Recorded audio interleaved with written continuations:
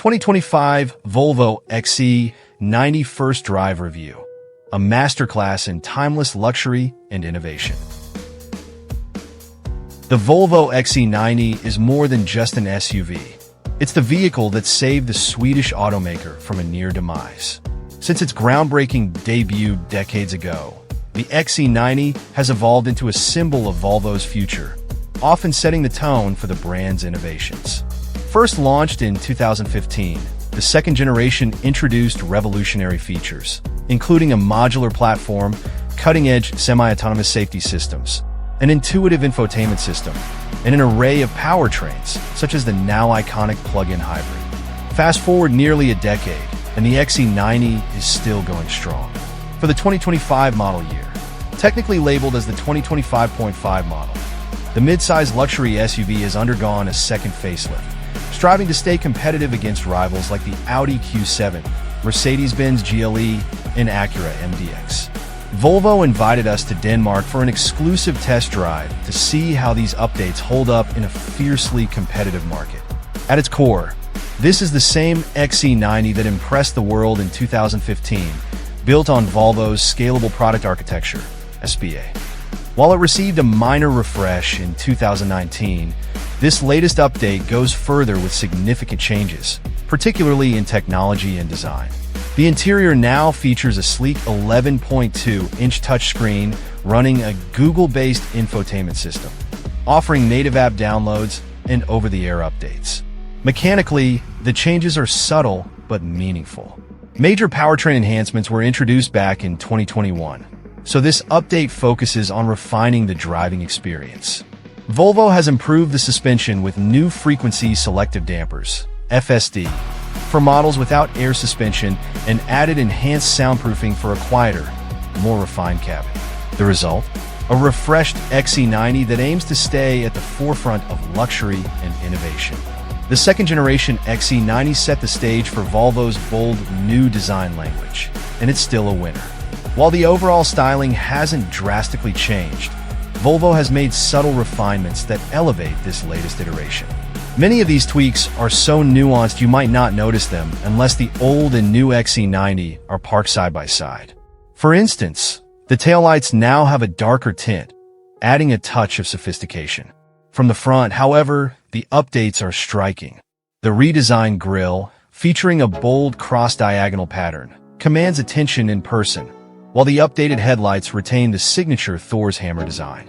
These elements establish the XC90 as a close sibling to the all-electric EX90, though I find the XC90's cleaner, non-pixelated daytime running lights, DRLs, even more refined and elegant than those on the EX90. Other enhancements, like the sculpted hood and new wheel designs, up to a stunning 22 inches, perfectly complete the look. In my opinion, this is the most visually appealing SUV in its class right now. Mechanically, the three available powertrains remain unchanged since the last update in 2021, when Volvo retired the twin-charged engine in the T8 plug-in hybrid, though it's still offered in the V6 variant. The real improvements lie in the chassis and suspension. Volvo has fine-tuned the suspension setup for a smoother ride and enhanced noise insulation for a quieter cabin. Additional sound-deadening materials in the A and B pillars, along with optional laminated side windows, significantly reduce road and wind noise. While a faint whistle over the driver's side mirror persists, the plug-in hybrid's cabin remains impressively serene, even in pure electric mode at highway speeds. A smoother, more refined ride. The suspension system offers two configurations. The standard setup features double wishbones in the front, integral link suspension at the rear, and frequency selective damper, FSD, technology paired with a composite leaf spring. This unconventional choice raised eyebrows when the XC90 debuted, but it's proven itself by delivering a balanced and composed ride. The problem with our first drive was that the roads around Denmark and Sweden were as smooth as the greens of the Augusta National Golf Club, making it difficult to test whether the updated suspension made any difference. I purposefully sought out manhole covers and cat's eyes in the road, but aside from these slight bumps in isolation, all damped well with minimal secondary body movement, there was nothing to test the XC90's default suspension. But a noticeable improvement compared to prior iterations was a softer rear end. less prone to bucking over speed bumps when unladen. The air suspension is still the better of the two setups in this situation, soaking up primary and secondary vibrations without the motion sickness-inducing floatiness that often accompanies air. It also provides better chassis control, displaying admirable composure through the rolling hillsides of rural Sweden, and then raising and lowering for easier ingress and egress and loading into the trunk. The caveat is that it's only available on the top-spec Ultra trim, and even then, it's a $1,800 option. One-pedal driving, a revelation for the plug-in hybrid.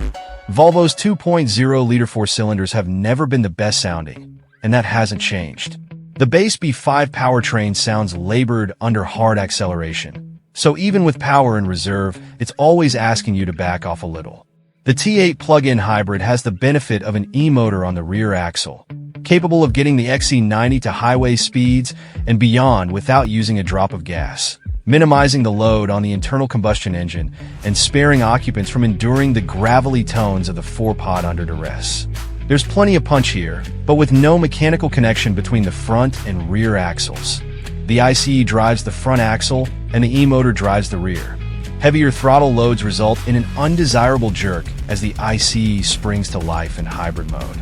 It's as if the two powertrain elements don't talk to one another at the point of handover, like Olympic sprinters fumbling the baton exchange in the relay before finding their footing. If you can live with this odd behavior, the PHEV works well, with enough go in either hybrid or pure, electric-only driving modes, but the 32-mile electric range has now fallen behind the segment's best. However, the saving grace is the XC90's one-pedal driving with the B transmission mode activated. You can enable a creep function through the touchscreen that never lets the XC90 come to a complete halt. But toggle this off, and you can drive the XC90 like an EV if you want, making the most of the regenerative braking. Speaking of braking, the T8 PHEV was curiously the better braker of the two in terms of brake feel. Typically, automakers struggle to blend friction and regenerative braking, but where the base B5 powertrain's brake pedal felt wooden and lacked feedback, the T8 seemed talkative, smooth at any speed, and confidence-inspiring, a reversal of roles from what I'm used to. Fundamentally, the cabin of the XC90 is unchanged in that it still seats 7 by default. Optional second-row captain's chairs reduce this to 6. The third-row seats are still not advisable for adults or large teens, but they'll suffice in a pinch, while the first and second rows have more than enough space for adults to get comfortable. Resh materials feel light and spacious, but leather replacement is a letdown. Volvo doesn't do the heavy, dark colors that epitomize premium SUVs from German rivals, and a choice of warm woods and lighter textiles dominate the interior palette.